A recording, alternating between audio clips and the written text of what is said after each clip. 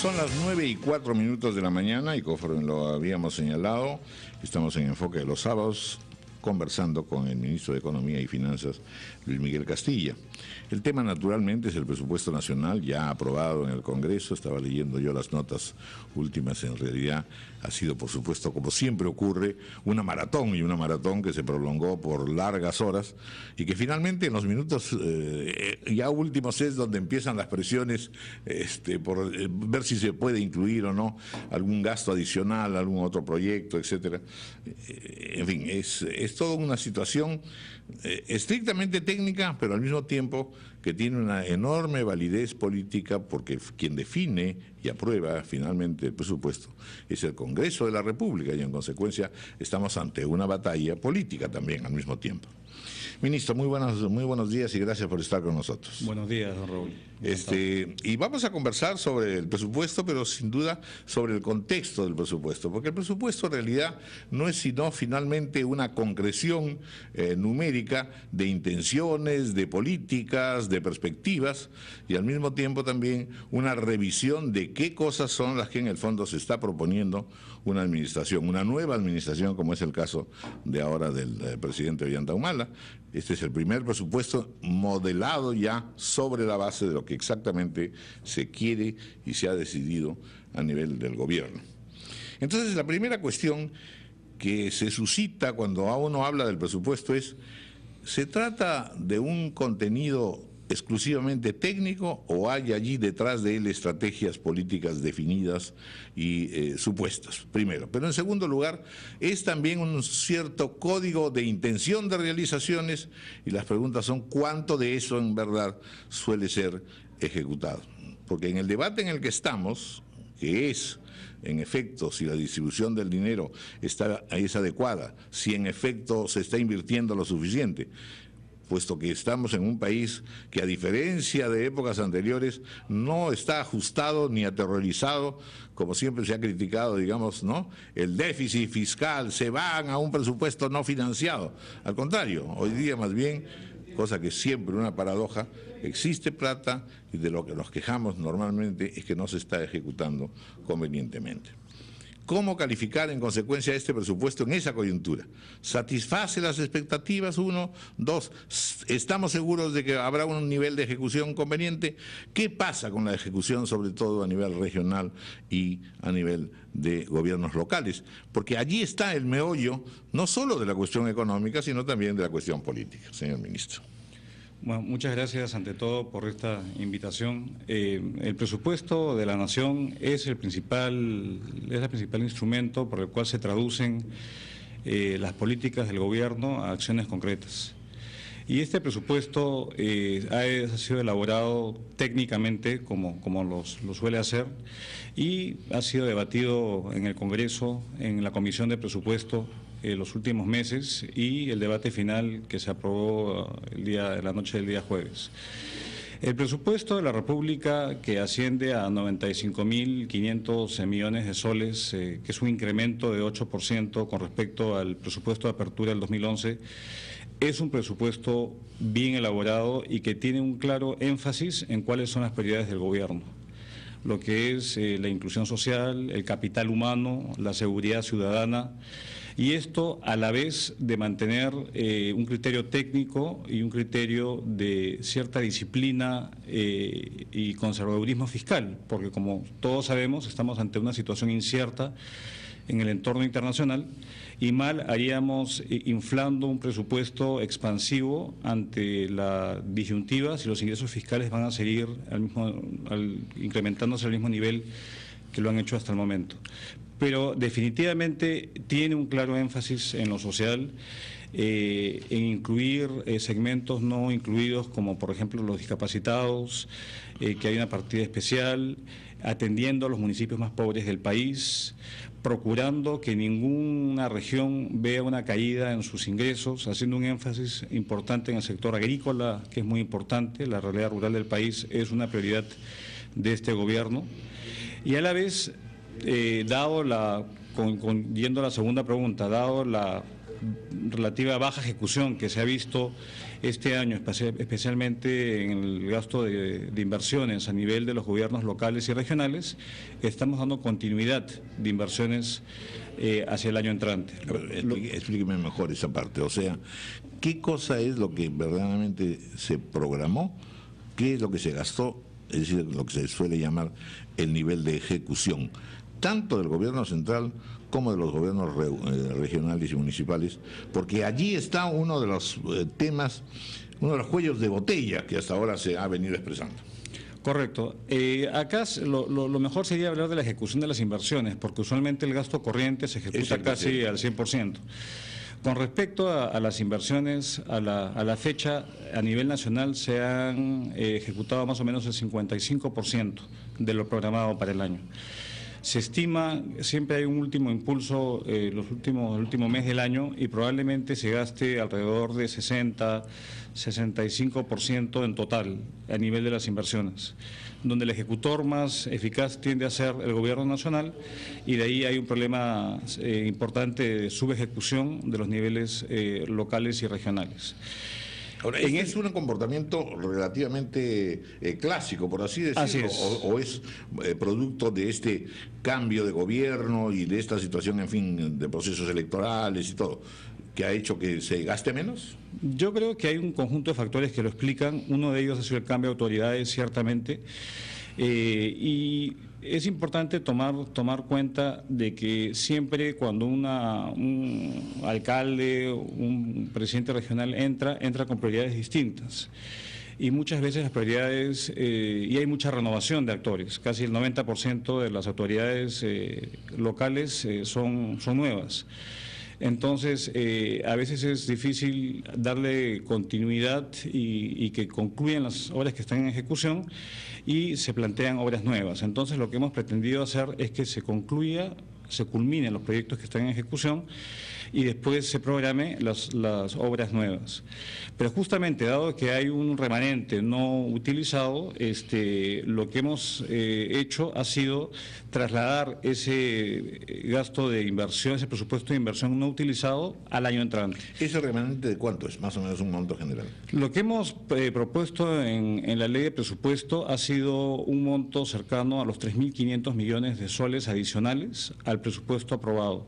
Lo que quiere decir que en sectores como agricultura, como educación, como salud, como prevención de desastres, saneamiento, transportes, a nivel de los gobiernos regionales y locales, va a haber un estímulo adicional. De acuerdo, y eso lo vamos a ver después. Entonces, podríamos decir de que al plan de estímulo inicial, que suma más o menos 1 punto del producto, le estamos añadiendo más o menos 0.8 puntos del producto adicionales. Entonces, estamos ya en un estímulo de 2 puntos del producto para el año 2012, que es parte de las políticas contracíclicas que estamos llevando a cabo. Ahora, una cosa es el marco presupuestal y otra cosa es la capacidad de ejecución, que es un tema muy importante. En este presupuesto también se caracteriza por afianzar 2 conceptos. Uno, que tiene que ver con mejorar la calidad del gasto, y hemos enfatizado metas bastante ambiciosas de presupuesto por resultados. Y por otro lado, hay un artículo muy importante que tiene que ver con la construcción de capacidades técnicas. El Ministerio de Economía, conjuntamente con universidades, el Congreso, va a entrar en un proceso de capacitación amplia a los niveles regionales y locales, y de hecho esto coincide con la desconcentración del Ministerio de Economía y Finanzas. Ya hemos abierto 5 oficinas regionales, en lo que resta del año vamos a abrir otras 4. La siguiente va a ser en Ayacucho el 9 de diciembre, por ejemplo, y son oficinas de acompañamiento a los gobiernos regionales y locales en la ejecución de su presupuesto, en que pasen el SNIP, que puedan manejar bien el tema de contrataciones y acompañar la gestión de los gobiernos nacionales, que es un problema muy serio. Creo que parte del caldo de cultivo del descontento que existe en muchas regiones del interior del país se debe a la inhabilidad, a la incapacidad técnica de ejecutar los presupuestos a cabalidad. Ahora, los presidentes regionales, en ese sentido, cuando se les señala, oiga, usted reclama y sin embargo no parece parte del Estado y su responsabilidad es que no ha gastado más y mejor, lo que ellos dicen es que en verdad todo eso no es obra nuestra o por dejadez, sino simplemente efectivamente las presiones que hemos tenido en el Ministerio de Economía y Finanzas y las reticencias para ir soltando el dinero hacen que nosotros no podamos caminar con los proyectos. O sea que al nivel en realidad de calificación técnica se añade este hecho, pues, que no ha habido una articulación plena entre gobiernos regionales, gobiernos locales y concretamente el MEF, ¿no es cierto? O sí la ha habido. Yo me acuerdo de presidentes regionales, no de la presente administración, sino en épocas anteriores, que siempre dicen, a nosotros en el MEF nos tratan pues como si fuéramos unos recién llegados, y haga usted cola y siéntese y espere y después reciba las indicaciones porque usted no está actuando bien. Se han sentido un poco minusvalorados. Todo eso va a cambiar con esto que está usted señalando, la construcción de capacidades técnicas y de concentración del MEF. Yo creo que hay que clarificar un par de cosas porque usualmente el MEF es el malo de la película, por definición. Bueno, por definición. Un ministro de Economía popular, que todo el mundo lo quiera, de repente no está haciendo bien su trabajo, porque justamente ser el garante de la estabilidad macroeconómica, la disciplina fiscal, es complicado y atender todas las necesidades es muy difícil, por no decir imposible. Entonces uno tiene que hacer una priorización y no es fácil satisfacer las necesidades de todos. Pero eso no quita el hecho de que sí se debe hacer una política de acercamiento mucho mayor a nivel de los gobiernos locales y regionales. En este sentido, el presidente de la República, él ha inaugurado una fase de reuniones que él las denomina ejecutivo-ejecutivo. Es el Ejecutivo del Gobierno Nacional con el Ejecutivo del Gobierno Regional y los alcaldes provinciales.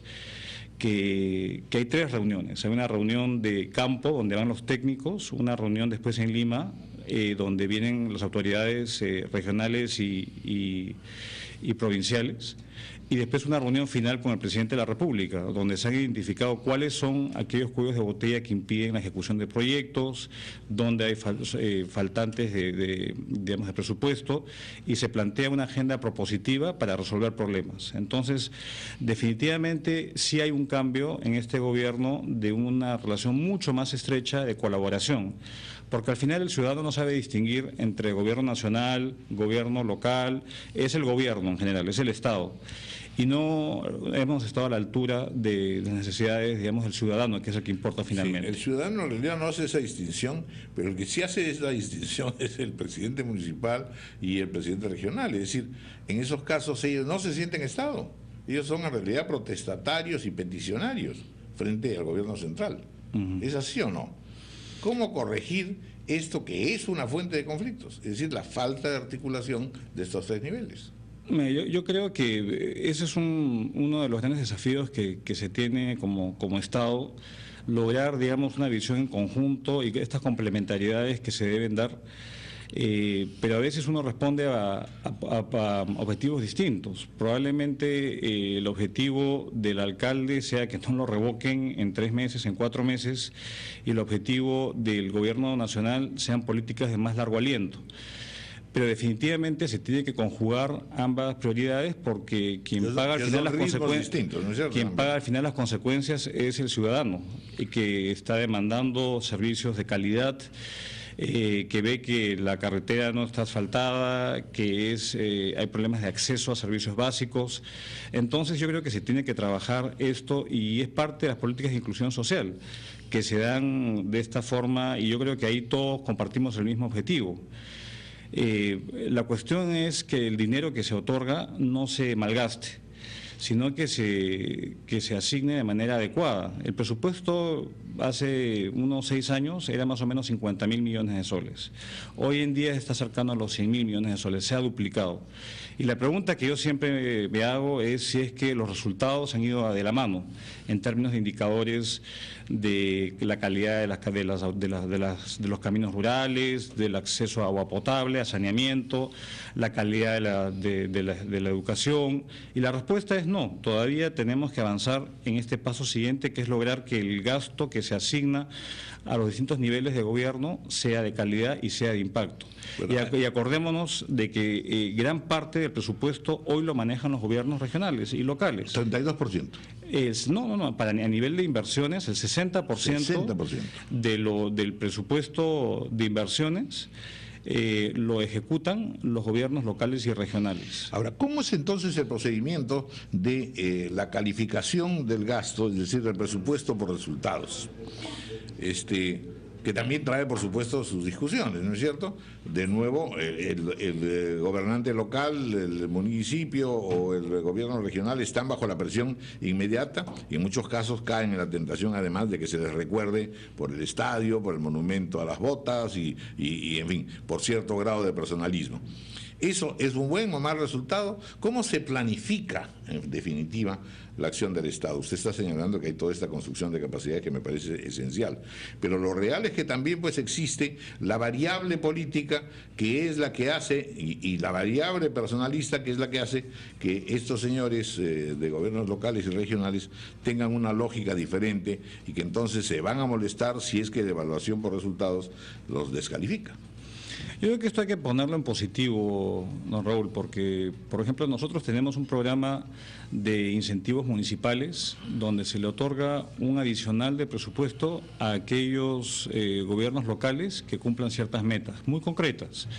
Por ejemplo, que se inscriban en el sistema de focalización de hogares, que cumplan ciertas metas de tener un DNI para los niños. Que temas que son esenciales para una mejor focalización y una mejor eficiencia de los programas sociales, por ejemplo. Entonces, incluso a nivel de los organismos de los municipios y ciudades en las áreas urbanas, si usted alcanza un mayor refuerzo en la recaudación del impuesto predial, va a tener un plus adicional. Eso se llaman incentivos positivos y los gobiernos locales se movilizan y efectivamente cumplen estas metas y reciben un adicional. Entonces hay formas como poder hacer de que el objetivo político y el objetivo, digamos, coincidan. ¿Y qué es estimulación concreta, ¿no es cierto? Premio a aquello que está bien y aumento de un poco de capacidades y de dinero. Así es. Y el presupuesto por resultados, que es muy importante, porque asegura que los impuestos que todos pagamos tenga un buen uso, es que se establece obviamente una meta concreta, una reducción en el nivel de desnutrición infantil, por ejemplo. Se identifican qué intervenciones son las más efectivas para lograr ese objetivo, se establece una línea de base y se va haciendo un monitoreo de cómo se va cumpliendo. Y esto permite no pensar en el tradicional asignación de presupuesto, que es el número de médicos, las vacunas, sino en las políticas que inciden en un resultado. Y esto obliga también a mayor transparencia, mayor rendición de cuentas e información. Bueno, eso siempre se ha planteado, eso no es de ahora, ¿no es cierto? ¿Por qué no funciona? ¿Por qué no ha funcionado? Usted me dirá, bueno, porque no existía el suficiente nivel de compatibilización y de planeamiento en concreto específico, ¿no es cierto? Pero de hecho no es fácil llegar a lo óptimo en materia de calificación de resultados todavía y de planeamiento en función de resultados. Sí, yo creo que falta mucho de eso y especialmente con un enfoque territorial de cuáles son las necesidades de las regiones en sus planes de desarrollo. Se ha hecho un poco arbitrariamente, sin tener una claridad de cuáles las brechas que hay que cubrirse y cuáles son las metas que hay que establecerse cada una de las entidades regionales. Se está avanzando en este aspecto. Para este presupuesto de la República estamos siendo bastante agresivos, donde el 40% del presupuesto por resultados, si uno le quita la parte del pago de la deuda y el pago de pensiones, se está asignando bajo ese criterio. El 2011 era más o menos 15%. Entonces estamos dando un salto importante para poder cambiar la mentalidad de la asignación del presupuesto. Una cosa es decir, crecimiento tradicional, el presupuesto tradicionalmente crecía inercialmente, tanto por ciento al año sin pensar en el como resultado. Un crecimiento vegetativo. Así es. Y eso es muy difícil cambiarlo porque es años de años una inercia histórica. Cuando uno le introduce el enfoque y la lógica de los resultados, obviamente obliga a las autoridades a repriorizar la asignación de los recursos.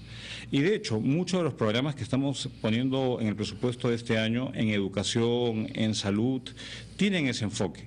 En el caso de educación, por ejemplo, donde había una asignación muy importante, en casi 20% en los 3 niveles de gobierno, hay una clara apuesta por los programas de logro de aprendizajes, por la primera infancia, por mejorar la certificación de las entidades de educación superior, y todos están enmarcados en programas presupuestales. Entonces, sí es un proceso de cambio, pero como todo proceso, toma tiempo.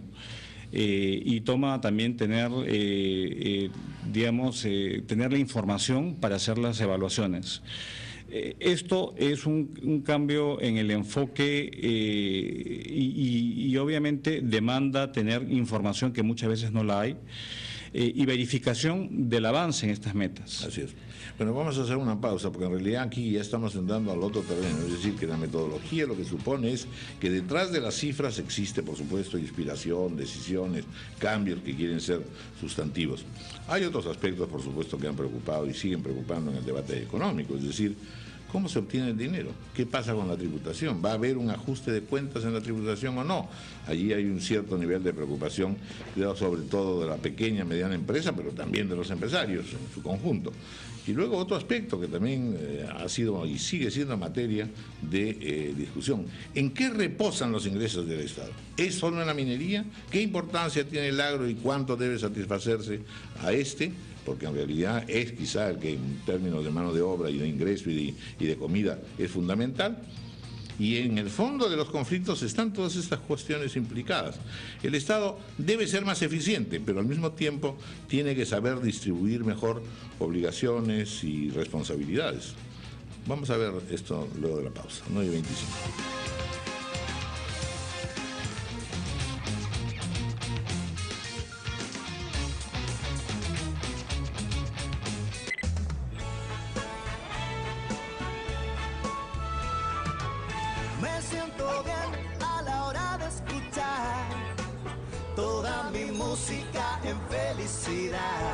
Comparte sus consejos todo el día y disfruto su amistad, su compañía y me hace sentir bien. Yo escucho Radio Felicidad.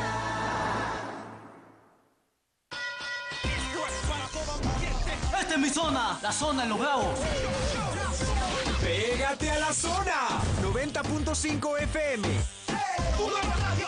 Este radio es más que demasiado. Más música, más entretenimiento. Escucha la zona 90.5. Ahora tú la llevas. Sandra, tenemos campeona mundial. No puede ser, si todavía no termina. Lo escuché en RPP. Así que bueno. ¿Campeona mundial? ¿En qué deporte?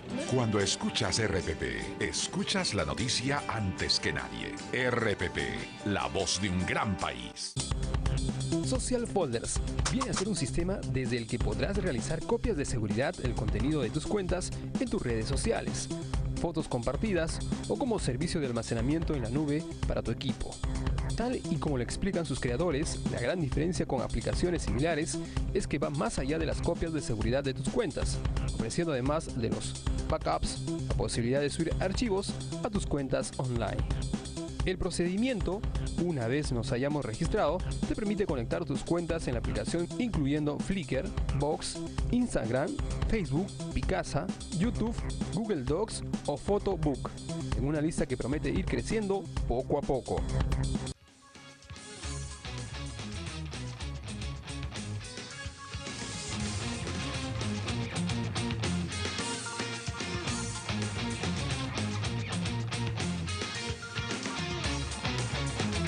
Vamos a continuar con esta conversación con el señor ministro de Economía, Luis Miguel Castilla. Estamos conversando sobre el presupuesto, pero en un contexto que quiere, sobre todo, analizar bien cómo detrás de las cifras existen preocupaciones, tendencias y al mismo tiempo también problemas. Ministro, concretamente, en estos días, en estas semanas, hemos tenido permanentemente información con respecto a las intenciones de mejorar la actuación por lo pronto de la Superintendencia de Tributación, de la SUNAT, y por otra parte, el criterio común que los periodistas mantenemos siempre, es decir, van a ajustar los cinturones tributarios porque la verdad que ha habido demasiada permisividad y se necesita dinero. después hablaremos de la crisis internacional, para poder cumplir a plenitud con los propósitos de inclusión social y los programas específicos que están ya consignados también en el presupuesto y que suponen desde un nuevo ministerio hasta programas muy concretos que también son de vital importancia. Concretamente, ¿cuál es la política tributaria que se quiere seguir y cómo van a ser tratados los niveles de los principales contribuyentes, que siempre alegarán, oiga, nosotros somos los que siempre tributamos, hay un alto grado de informalidad y muchísima gente no paga impuestos? Concretamente, la meta que nos hemos establecido ha sido llegar a una presión tributaria del 18 puntos, lo que vale decir un incremento en los siguientes 5 años de 2,5 puntos. 18 es hasta los 5 años, es decir, 18 es la meta. Ya, 18 es la meta en 2016 ya. Y hoy en día estamos en 15,7% de presión tributaria.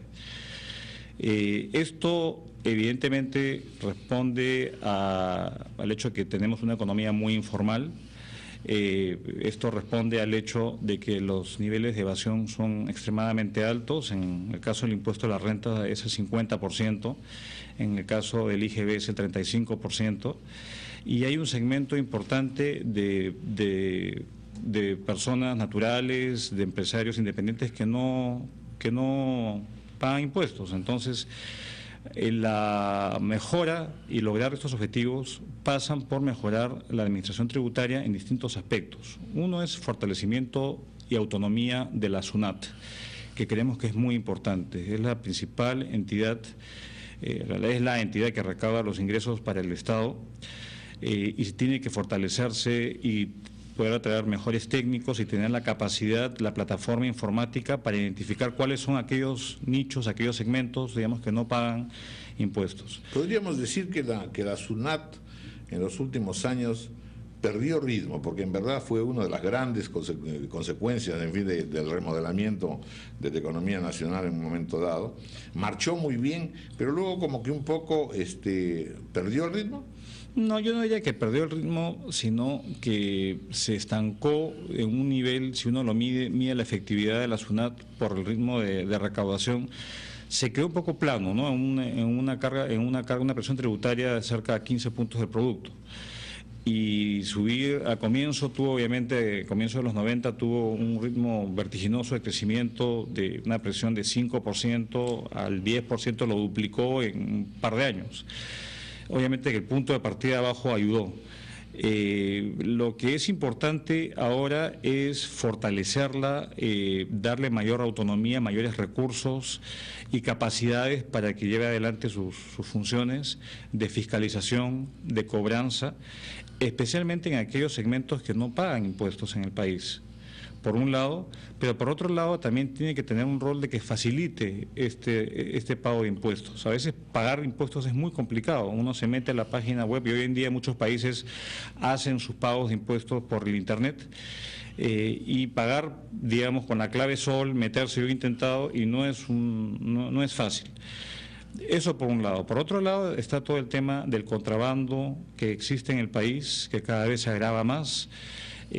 Hay distintos indicadores, pero uno podría hablar de que hay niveles de contrabando que son por encima de los 2.000 millones de dólares registrados, digamos, no registrados, pero de estadísticas que se pueden manejar, que es otra fuente, digamos, de pérdida de ingresos para el país.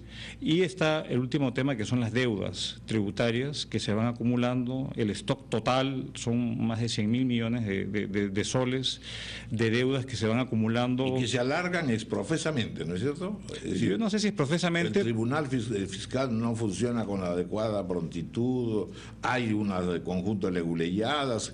¿Qué cosa hace? Se lo planteo ya directamente, que esto explote, por ejemplo, en un caso como el de Telefónica, ¿no es cierto? Y de estos casos son 100.000 millones, o sea, mucha gente encuentra ese recurso, de decir, bueno, me voy al tribunal y a ver qué pasa y demoraré la causa. ¿Eso es así o no? Bueno, yo creo que hay que diferenciar lo que es la parte administrativa, que son cuando hay una controversia tributaria, es la SUNAT la primera instancia, y de ahí hay la instancia siguiente a nivel administrativo, que es el Tribunal Fiscal. Y sí, lamentablemente estos procesos han tomado demasiado tiempo.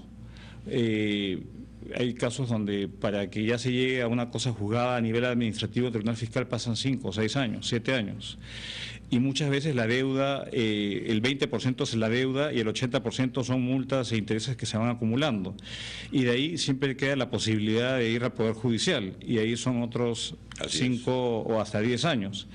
Entonces, si uno fuese a sincerar esto, digamos que es una reforma importante y compleja, habría que hacer pues toda una reingeniería de los procesos para acortar los tiempos y para llegar a soluciones que inhiban, digamos, esta acumulación de deudas, que ya son deudas muchas que son totalmente incobrables, empresas que ya no existen. Y es un tema complejo. Sí, yo quiero añadirle, usted hasta aquí me menciona básicamente pues la autonomía y mejora sustantiva de la SUNAT, igualmente también de que los procedimientos sean más rápidos y efectivos. Pero lo real es que en el fondo aplicarse a una política en la que todos cumplan con su deber pisa callos, y en general pues son los contrabandistas, los lavadores de dinero, los que en general ocultan la información, son muchos y sienten que no va, inventarán otras maneras de tratar de burlar el sistema, ¿no es cierto? Es decir, lo que se necesita es una estimulación del ciudadano, de la ciudadanía, que aquel que tributa diga, pues no puedo yo permitir que este otro haga de las suyas, ¿no es cierto? Tiene que ser un movimiento más amplio que solamente el del SUNAT y el del Ministerio de Economía y Finanzas. Debemos entender, en definitiva, que mejorando los ingresos tributarios mejoraremos también las condiciones de trabajo de inclusión social. Sin duda, sin duda. Yo creo que ese es un aspecto fundamental, que el contribuyente sienta que su recurso va a algo positivo. Y que no simplemente es una extracción de recursos. Así, ¿no? Se contribuye, digamos, no a gusto, sí, pero se contribuye a cabalidad. No, y ciertamente eso debe hacerse. Hay países muy parecidos a los nuestros donde la presión tributaria es el doble. Entonces hay un cambio, tiene que haber un cambio en la mentalidad del contribuyente, pero también una responsabilidad del Estado de traducir esos recursos en obras palpables y concretas.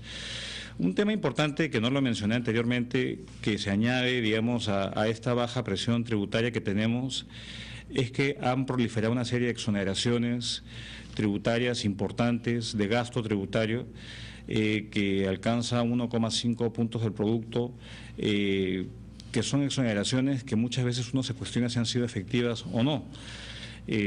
Entonces, comenzar a racionalizar y ordenar estas exoneraciones también va a ser una fuente de ingresos futuros para el Estado. Se hablan de montos bastante altos. El cálculo que tenemos nosotros es que más o menos son 8.000 millones de soles de gasto tributario, y uno se pregunta, bueno, estas exoneraciones que han servido, que se han dado para estimular cierta actividad, ¿han servido? Y la respuesta es mixta.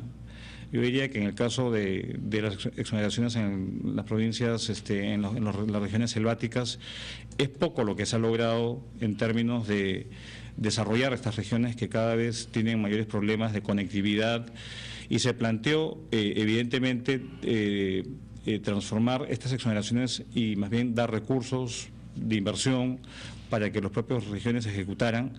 Y el Congreso de la República más bien decidió extender las exoneraciones hasta el 2015. Entonces, ahí hay un tema importante de ordenarnos de cuáles son las mejores formas de intervención para lograr el desarrollo de las regiones, y que muchas veces no pasan por dar exoneraciones tributarias. Eso tiende a favorecer, digamos, y a distorsionar el esquema.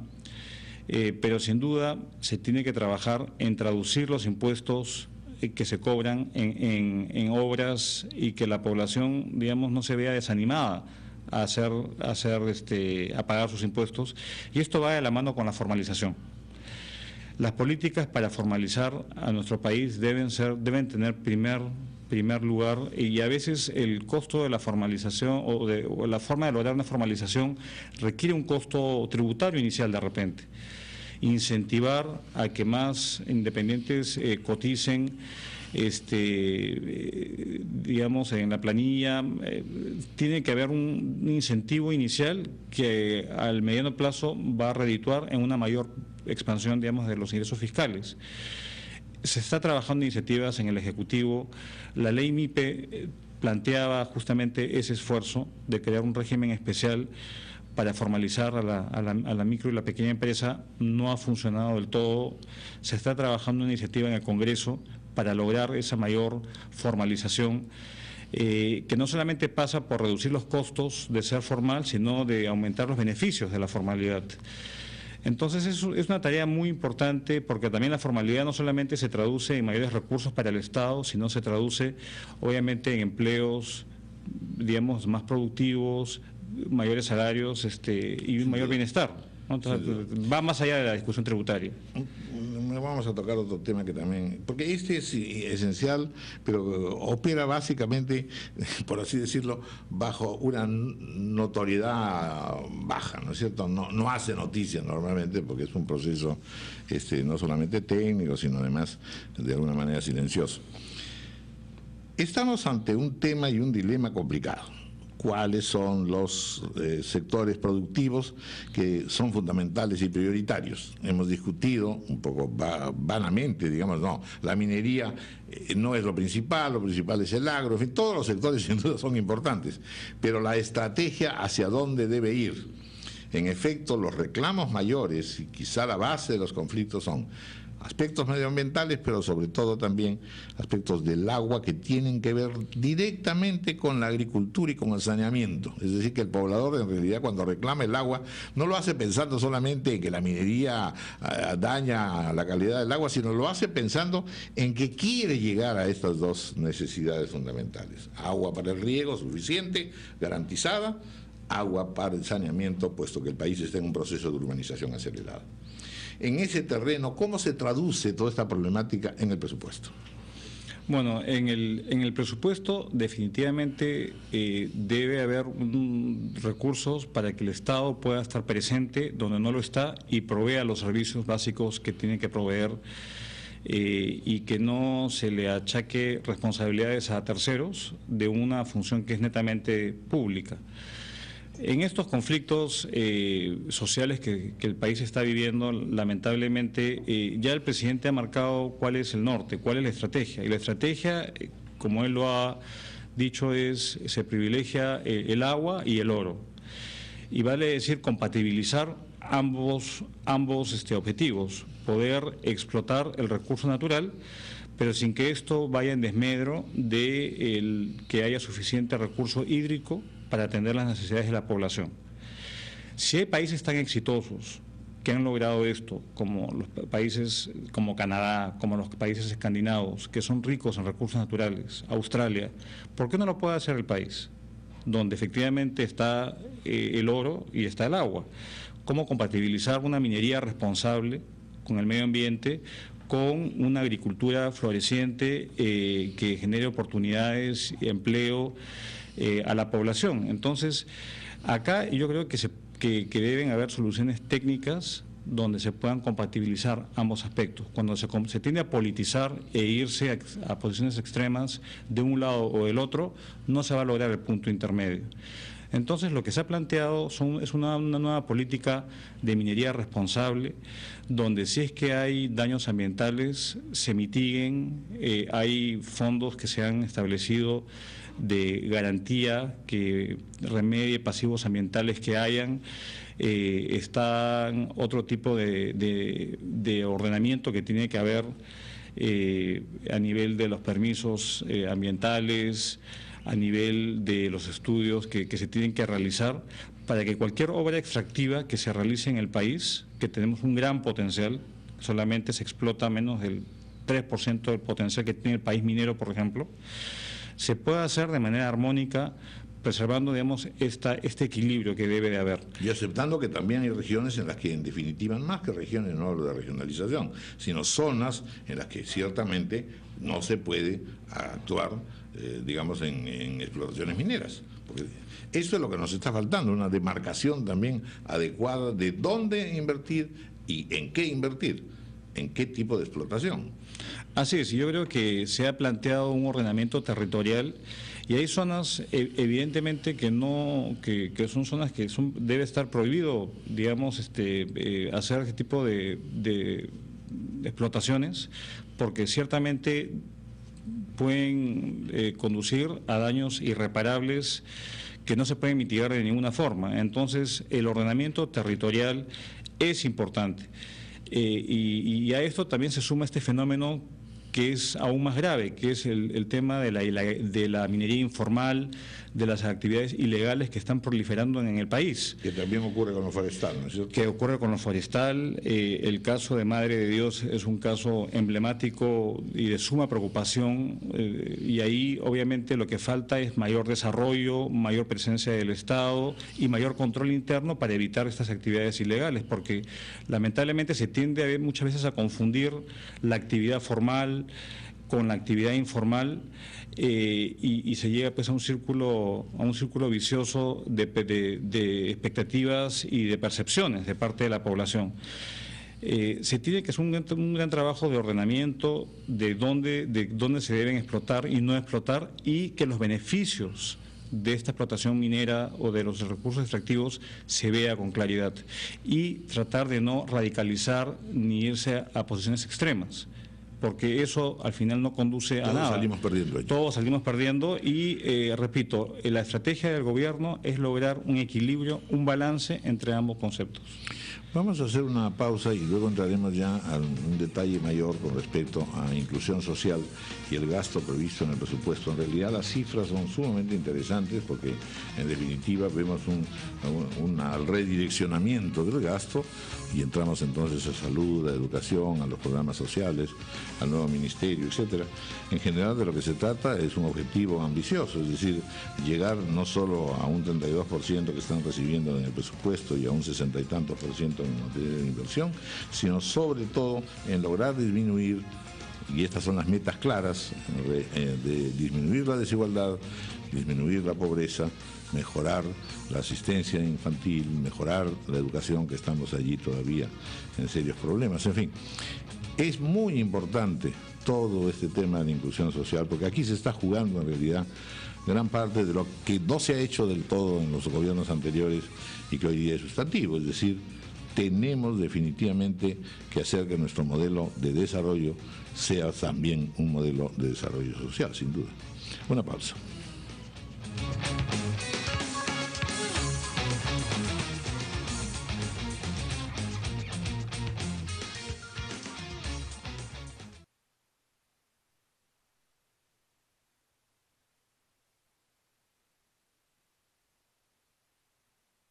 De todos los escritores que estudiaron Derecho, yo soy el único que se graduó y que sigue pudiendo ejercer.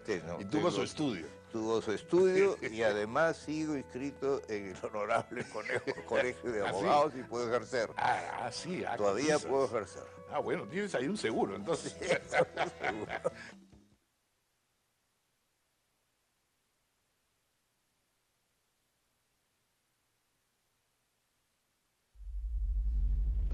Durante un sismo, se debe mantener la calma, conocer las zonas seguras y las rutas de evacuación.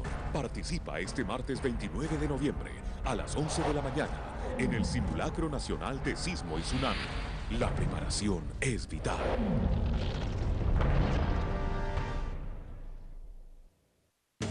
Habla la ciudad, dice lo que piensa. Hablan los del taxi, el micro y el camión.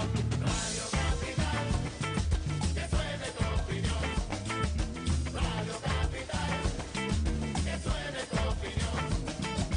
Habla el peatón, dice lo que piensa. Late el corazón de esta ciudad inmensa. Radio Capital, que suene tu opinión. Cumplimos 3 años haciendo que suene tu opinión. Radio Capital 96.7, tu opinión importa.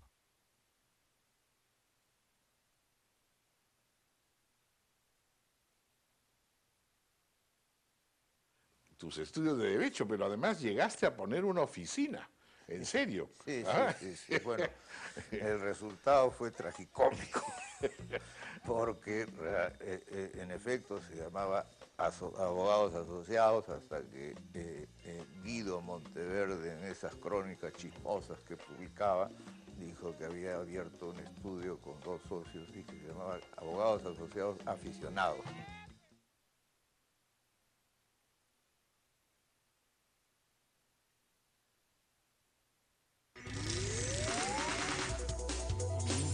Noticias en directo con Diana Pozo. Directo, y a esa hora de la mañana nosotros nos hemos trasladado al Parque de los Bomberos en Lince, debido a la denuncia que presentaron los vecinos de la destrucción de este parque. Para ello vamos a conversar con Roberto Massa, gerente de desarrollo urbano de la Municipalidad de Lince. Cuéntanos, ¿esa obra va a modificar en algo este parque? ¿Hay un malestar generado por los vecinos? No va a modificar en nada lo que es la área verde del parque. Lo único que se está haciendo es remodelarlo. La remodelación involucra pues cambiarle las veredas, aumentar el área verde, reubicar los juegos infantiles en un lugar más adecuado y los mini gimnasios que tenemos acá instalados, reubicarlos. ¿Por qué el malestar de los vecinos entonces?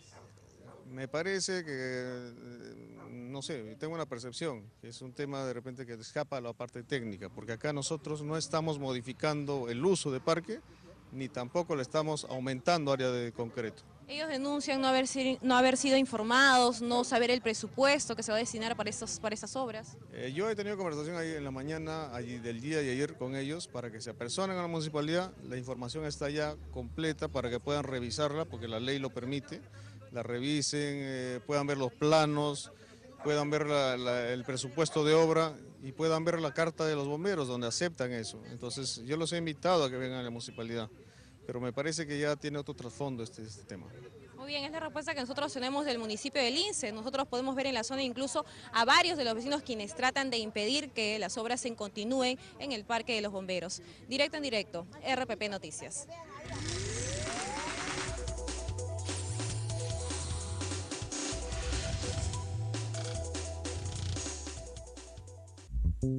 Interés Común, con Carlos Urrunaga, de lunes a viernes a las 7:30 de la noche por RPP Noticias, Canal 10. ¡Sandra! ¡Tenemos campeona mundial! No puede ser, si todavía no termina. Lo escuché en RPP. Así que bueno. ¿Campeona mundial? ¿En qué deporte? Cuando escuchas RPP, escuchas la noticia antes que nadie. RPP, la voz de un gran país. El siguiente servicio brindado por la web Conmuto.es alienta a los usuarios del internet a compartir un asiento en el automóvil de una determinada persona que arriende su vehículo. Así es, aunque suene tirado de los pelos, este servicio publicado en esta web facilitará la labor de transporte de muchas personas, ya que si van por la ruta del auto que alquila sus asientos, podrán ahorrarse el largo tramo con pagar una suma módica publicada en la web. Sin duda alguna, una idea algo loca, sobre todo en estos tiempos que la seguridad en el mundo se ve peligrada por corrientes modernas. Pero para los interesados, el servicio está disponible para algunas zonas del continente europeo.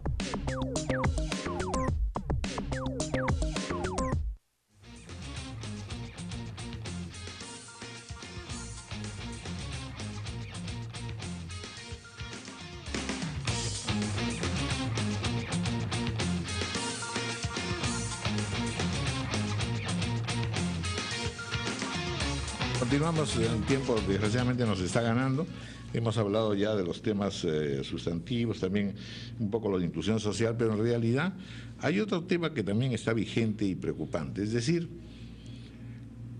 tenemos dinero, pero no el suficiente. Nunca habrá dinero suficiente para un país con las necesidades que tiene el Perú. Necesitamos seguir creciendo. Para seguir creciendo necesitamos inversión. Compatibilizar la inversión con el desarrollo social es posible, todo el mundo lo dice, y sin embargo nosotros aquí estamos como en un cierto tropiezo. ¿Cómo resolver esta dicotomía? Que no es tal, porque en realidad necesitamos crecer, necesitamos inversión, necesitamos también desarrollo social. No sé si todo simultáneamente, pero en todo caso, ¿cómo suplir esta contradicción? ¿Cómo ir de una manera propositiva hacia adelante? Yo creo que ese es justamente el objetivo del gobierno, es lograr un crecimiento con inclusión social. El crecimiento es fundamental y la inversión es lo que determina el crecimiento del país. Hemos logrado tasas de inversión por encima de 25 puntos del producto. 30.000 millones de dólares son invertidos, especialmente por el sector privado.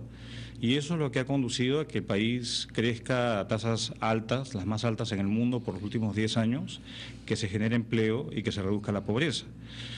Y a su vez que genere los ingresos fiscales para sostener a los servicios públicos, las políticas públicas que se requieren. Tenemos que seguir creciendo, es fundamental, y la inversión privada tiene un rol muy importante, doméstica y extranjera. Ahora, no es tan fácil en este momento mundial, en la situación mundial, no es tan fácil conseguir capitales, inversión y en general una cierta normalidad en el mercado. Es decir, estamos ante una emergencia mundial que también da sus coletazos y nos va a tocar. En ese contexto, ¿cómo garantizar crecimiento? Bueno, ahí hay distintos aspectos. Uno es obviamente lo que la política económica pueda hacer, y de hecho se ha hecho un plan de estímulo que ahora en el presupuesto se ve potenciado con esta continuidad de inversiones por más de 3.500 millones de soles que hemos dado en el presupuesto. Es como un tercer módulo del plan de impulso económico que estamos dando. Pero lo fundamental es crear las condiciones para que el país crezca. Entonces, eso pasa por mejorar la calidad de la infraestructura, eso pasa por mejorar la calidad de la mano de obra, y pasa por aprovechar activos que tenemos. Un activo importante que tiene el país es su inserción en la economía global y en particular sus lazos con el Asia-Pacífico. Hace un par de semanas fue la reunión de la PEC y hubo mucho interés de parte de inversionistas de mirar al país como una opción ante los problemas que hay en los países industrializados, de venir acá, invertir acá y de propiciar un lazo y una comercial y de inversiones mucho más fuerte con la región Asia-Pacífico. Esta semana fue la cumbre empresarial Perú-China y han habido sendos acuerdos de inversiones chinas que no solamente se estén dirigidas al sector extractivo, sino que puedan establecerse distintos niveles de agregación de valor a esas inversiones. Y yo creo que ahí hay una gran potencialidad, pero eso pasa porque el gobierno dé las condiciones de infraestructura, de estabilidad macroeconómica, que la tenemos, de reglas claras de juego, de respeto al Estado de Derecho, a la seguridad jurídica. Es lo que pide el inversionista. Ahora, eso no quiere decir que en realidad se mantenga una estructura, para hablar en términos pues comunes, una estructura derechista, ultraliberal, porque esa es la otra cosa que se dice, bueno, se reclama inversiones, pero las inversiones vienen con condiciones y esas condiciones son ominosas, peligrosas, afectan al medio ambiente, no sé. Hay pues toda una prédica contra las inversiones, como con respecto a la minería, que a la población naturalmente la asustan y la preocupan. ¿Qué significa en realidad mantener un grado de aceptación y de posibilidades de inversión externa? ¿Qué significa en términos de política interna? Que estas inversiones se conviertan en desarrollo, o sea, que el bienestar que genera el crecimiento, como dice muchas veces el presidente, no sea unos beneficios monetarios que beneficien a un segmento reducido de la población, sino que se amplíe. Y hemos comenzado a ver este fenómeno. En el Perú no había clase media hace unos años y ha habido una clase media emergente que cada vez tiene mayor poder adquisitivo y acceso a servicios y oportunidades que no las tenía. Y que no le interesa en realidad ni la violencia ni estar en un conflicto. Así es. Y ahora el foco debe ser aquellos segmentos que no son partícipes de este crecimiento económico. Y ahí justamente el Estado tiene un rol que cumplir, un rol redistributivo. Por ejemplo, el gravamen minero que se estableció a comienzos de esta administración justamente contempla recaudar recursos adicionales para poder ser redistribuidos en zonas que no tienen el canon minero, por ejemplo. Es una forma de redistribución, de dotar recursos a aquellas regiones que no tienen recursos por la riqueza natural. Es un ejemplo de redistribución. Otro ejemplo de redistribución que creo que es importante es focalizar a aquellos distritos más pobres, que de hecho se está haciendo. En este presupuesto se ha hecho fondos importantes para los 300 municipios, 200 municipios más pobres del país. Entonces, hay formas como avanzar en la inclusión, en la mejor redistribución de la riqueza, pero tiene que haber riqueza para poder redistribuirla y poder tener políticas de Estado más eficaces. Si no tenemos una torta que siga creciendo, y eso pasa porque el país invierta y sea más productivo, y atraiga la inversión doméstica y extranjera, no se va a poder cumplir el otro rol de avanzar en las políticas de desarrollo. Y ahí está el gran desafío que tenemos, es que todo este progreso que el país ha tenido se mantenga, pero que se focalice a aquellas áreas que no han sido partícipes del mismo. Entonces, hay un foco importante de intervenciones públicas que tenemos que potenciar, de intervenciones público-privadas que tenemos que hacer, donde hay un aspecto muy importante a desarrollar, porque el recurso público al final es finito, se acaba. Podemos desarrollar muchas iniciativas público-privadas. Esta semana hemos lanzado 10 proyectos muy importantes de concesiones que van a llevarse adelante en infraestructura, donde tenemos ahí una gran brecha por cubrir. Pero se tiene que comenzar a establecer condiciones mínimas de saneamiento, de tratamiento de aguas, de caminos, de conectividad, que hace falta. Integrar mucho más al país, que tenemos muchas islas, tenemos la costa, tenemos Lima, zonas urbanas, pero el país no es un país integrado, es un país fragmentado. Unas regiones más prósperas, otras menos prósperas. Así es. ¿Cierto? Entonces ahí yo creo que está el rol del gobierno de lograr hacer mucho más partícipe del desarrollo a todo el país. Ahora, y la impresión que yo tengo es que esto no ha sido plenamente comprendido todavía, ¿cierto? Porque lo que se suponía es, viene un régimen efectivamente de gran sentido social, que va a cambiar un poco las cosas, va a restablecer la justicia, el equilibrio, etcétera, pero al mismo tiempo va a hacer otros cambios que sean, como se dice, reformas de todas las estructuras. Como eso no ha ocurrido, empiezan pues entonces ciertos remanentes de izquierda o en fin, ciertos radicales que dicen, cuidado que se está desviando el camino. Yo creo que el camino es el adecuado, que es un camino de políticas sensatas, equilibradas, y que efectivamente hagan una transformación en las zonas rurales, donde se puedan llegar con beneficios palpables y que la población, digamos, de a pie sienta que el Estado se preocupa por ellos y que atiende sus necesidades y que no les da la espalda como puede haber sido la percepción. Entonces yo creo que estamos recién al cuarto mes, estamos cumpliendo el cuarto mes de gobierno, y esto se va a ir decantando, pero el presidente ha establecido la pauta, que son políticas centradas, obviamente con un claro énfasis en lo que es inclusión social, pero tiene que haber crecimiento económico y tiene que haber estabilidad. Y estabilidad en todas sus definiciones, macroeconómica, ante la coyuntura que estamos viviendo, y tiene que haber estabilidad social, paz social. Yo creo que eso es fundamental y eso es lo que todos estamos pidiendo y anhelamos para nuestro país, que haya progreso, pero y que este progreso afecte, beneficie a los bolsillos de todos, pero tiene que haber un entorno de tranquilidad y armonía social. Sin eso va a ser muy difícil que sigamos desarrollándonos como país, y en eso estamos trabajando activamente, es en poder compatibilizar una agenda de crecimiento económico basado en inversión privada, en mejoras en la productividad y a su vez un Estado mucho más fuerte y mucho más eficiente en sus intervenciones. Muy bien, señor Ministro de Economía y Finanzas, Luis Miguel Castillo, muchas gracias por haber estado con nosotros. Y bueno, vámonos a la ejecución presupuestal, que es fundamental. Muchas gracias, don Raúl.